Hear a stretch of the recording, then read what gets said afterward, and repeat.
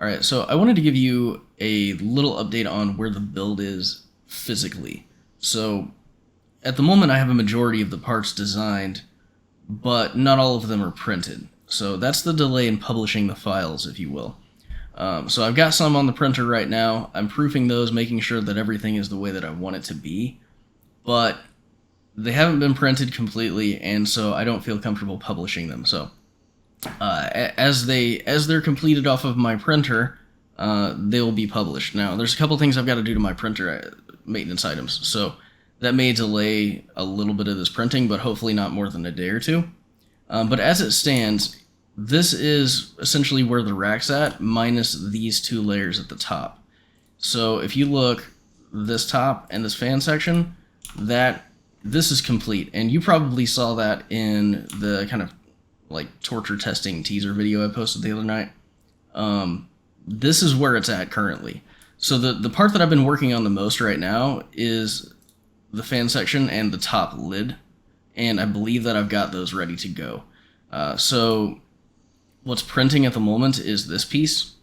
I decided that I wanted to change the magnet layout just a little bit more in the top, so I eliminated 2 magnets. I'll walk you through that here in a sec, but as it stands, the reason that is that I have a magnet here, a magnet here, a magnet here, and a magnet here. Well, this top piece, I don't want, when I lift the top, I don't want it to lift this piece as well. So these are going to be more powerful than a single magnet here, so I decided to add in a single magnet here instead of 2 magnets on either side.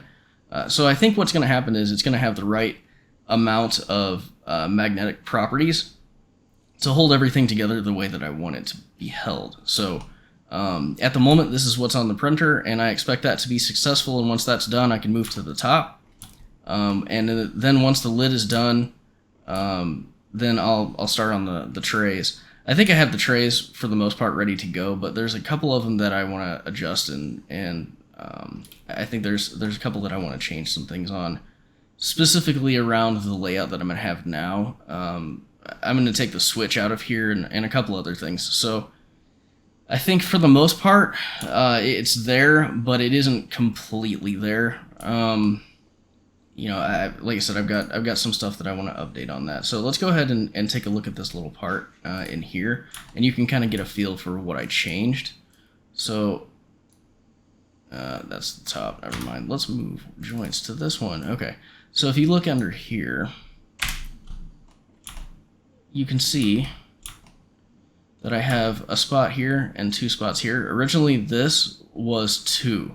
And so I took those 2 out and turned it into 1. And now I think this is going to be exactly what I want it to be. And so I had to do that on the top as well. Now, another thing that's taken some time and is probably not relevant to you, but it is to me, are these buttons right here. So these 2 are going to control the main displays. So you'll have the large one here in the top, and then you'll have the individual blades that have little OLEDs in them. And, I don't know if you're going to use those or not, but I want a little bit of control over that, especially the OLEDs, because they do burn in. So that's kind of where I'm at. So yeah, I had to etch a little bit there. This should print without supports, and you don't want to use supports on that, because essentially what it'll do is it will print without any material there for 2 layers, and then kind of hash over top of it, and it actually looks really cool. I do that on a lot of my prints to add logos and text and stuff like that, so it's pretty cool. This stencil font here, that's, I don't know, I thought about going Comic Sans on it, but then I didn't want to be flayed alive, so I went ahead and went with stencil. Supposedly Comic Sans actually does print well, but, it's Comic Sans, so no. I think the stencil's really going to work pretty well. So like I said, this part right here is literally on the printer right now, and I should know by in the morning when that's going to, if it's going to work or not, I guess. I did make a considerable amount of changes underneath of here as far as the way the fans are laid out and airflow and such. So I'm hoping that works out to our advantage. Anyway, once that's done, then we can move on to the rest of the top. Now, I want you to think a little bit while I'm working out all the details on this, if you want these logos or not, right? So you can do it a couple of different ways.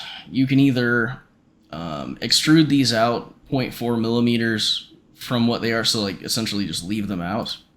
You know, let's say I want to turn that off, right? You could extrude that out like 0.4 millimeters, and then it would be 0.4 deep, and do something very similar to like, you know, what I did with the main and stat.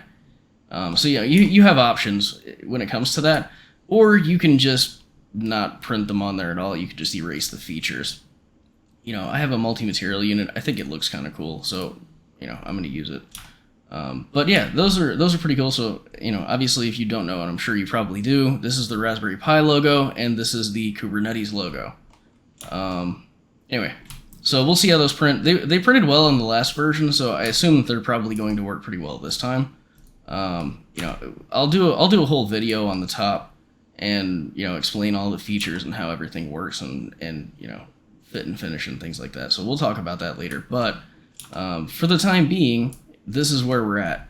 So I have a bunch of old blades and faceplates, but I'm not going to reuse them here because as part of this rebuild that I did, I have magnets in all of these, and the old faceplates don't have magnets. So, you know, that's going to be probably a whole nother video on printing faceplates of various different types or sizes and things like that. So, you know, be prepared for that. But anyway, I know it's Friday night. I just wanted to give you all kind of a quick update on where we're at. You know, the rack is coming along pretty well. So I would expect here in the next week or so, especially now that I have a computer that works, for a lot of this to go really quickly. So if you don't have your materials, I would go ahead and start buying those. You know, if you don't have your Raspberry Pis, probably good luck getting them right now, at least for anything close to retail. Stuff's stupid expensive right now.